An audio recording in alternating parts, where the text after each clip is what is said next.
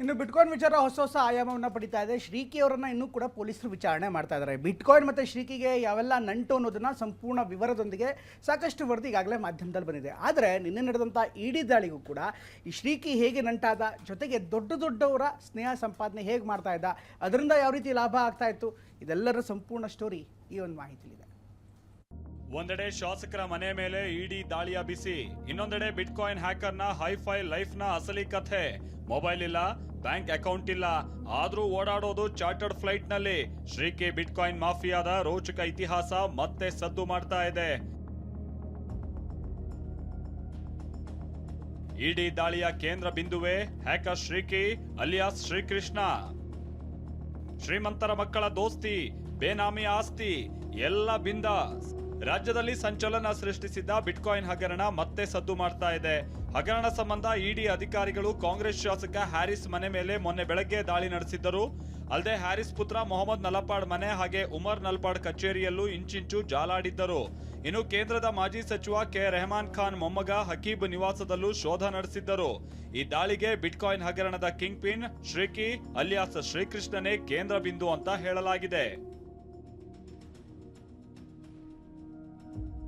Sriki alias Shrikrishna Umar ನಲ್ಪಾಡ್ನ ಸಹಪಾಠಿಯಾಗಿದ್ದ. ಸೋದರ ಉಮರ್ ಮೂಲಕ ನಲಪಾಡ್ಗೆ ಶ್ರೀಕಿ ಪರಿಚಯವಾಗಿತ್ತು. ಮೊಹಮ್ಮದ್ ನಲಪಾಡ್ ಹಾಗೂ ಸೋದರ ಉಮರ್ಗೆ ಶ್ರೀಕಿ ಕಾಮನ್ ಫ್ರೆಂಡ್ ಆಗಿದ್ದ. ಜೊತೆಗೆ ಬೆಂಗಳೂರಿನ ಯುಬಿ ಸಿಟಿ ಫೌಜಿ ಕೆಫೆಯಲ್ಲಿ ಗಲಾಟೆ ಹಿಂದೆಯೂ ಇದೇ ಶ್ರೀಕಿ ಇದ್ದಂತೆ. ಈ ಶ್ರೀಕಿಗಾಗಿ ವಿದ್ವತ್ ಹಾಗೆ ನಲಪಾಡ್ ಮಧ್ಯೆ ಗಲಾಟೆ ನಡೆದಿತ್ತಂತೆ.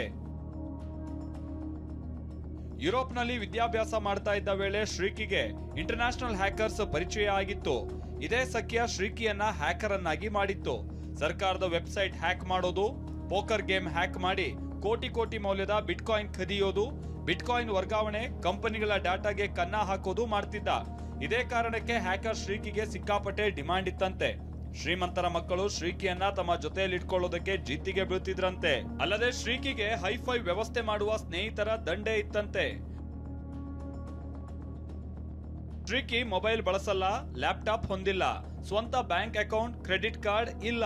ಆದ್ರೂ ಹೈಫೈ ಫ್ಲಾಟ್ ನಲ್ಲಿ ಸ್ಟೇ, ಚಾರ್ಟರ್ಡ್ ಫ್ಲೈಟ್ ನಲ್ಲಿ ಓಡಾಟ ಮಾಡ್ತಾ ಬಿಂದಾಸ್ ಲೈಫ್ ಲೀಡ್ ಮಾಡ್ತಾ ಇದ್ನಂತೆ. ಹ್ಯಾಕರ್ ಶ್ರೀಕಿಗೆ ಸ್ನೇಹಿತರ ದಂಡು ಹೈಫೈ ವ್ಯವಸ್ಥೆ ಮಾಡ್ತಾ ಇತ್ತಂತೆ. ಇದಕ್ಕೆ ಪ್ರತಿಯಾಗಿ ಬಿಟ್ಕಾಯಿನ್ ಡೀಲ್ ಮಾಡೋ ಶ್ರೀಕಿಗೆ ಡಿಮಾಂಡ್ ಇತ್ತಂತೆ. ಇನ್ನು ಹ್ಯಾಕರ್ ಶ್ರೀಕಿ ಬೇನಾಮಿಯಾಗಿ ಕೋಟಿ ಆಸ್ತಿಯನ್ನ ಸಂಪಾದಿಸಿದ್ದಾನೆ.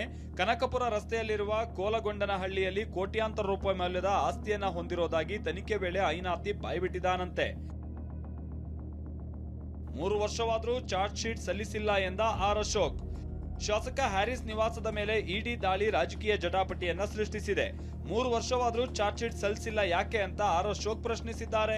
ಇಡಿ ಕೂಡ ಸುಮಾರು 17 ಕಡೆ ರೈಡ್ ಆಗಿದೆ ಅಂತ ಹೇಳಿದ್ದಾರೆ ಹ್ಯಾರಿಸ್ ಅವರ ಕುಟುಂಬಕ್ಕೂ ಸಂಬಂಧಪಟ್ಟಂತೆ. ನಾನು ರಾಜ್ಯ ಸರ್ಕಾರಕ್ಕೆ ವಿನಂತಿ ಮಾಡ್ತೀನಿ, ಇಷ್ಟು ವರ್ಷ 3 ವರ್ಷ ಆದ್ರೂ ಇನ್ನೂ ಚಾರ್ಜ್ ಶೀಟ್ ಯಾಕೆ ಹಾಕಿಲ್ಲ? ತನಿಖೆ ಮುಗಿದು 1.5 ವರ್ಷ ಆಗಿದೆ. ನನಗಿರೋಂಥ ಮಾಹಿತಿ, ನಾನು ಗೃಹ ಸಚಿವನಾಗಿ ಕೆಲಸ ಮಾಡಿದ್ದೆ, ಯಾರ ಒತ್ತಡದ ಮೇಲೆ ಚಾರ್ಜ್ ಶೀಟ್ ಅನ್ನು ಹಾಕಿಲ್ಲ. ಕಂಡೋರ್ ಅಕೌಂಟ್ಗೆ ಕನ್ನ ಹಾಕೋ ಶ್ರೀಕಿಯ ಹೈಫೈ ಲೈಫ್ ಇದೀಗ ತನಿಖಾ ತಂಡಕ್ಕೆ ದೊಡ್ಡ ಸವಾಲಾಗಿದೆ. ಕಿರಣ್ HV ಜೊತೆ ವಿಕಾಸ್, TV9 ಬೆಂಗಳೂರು.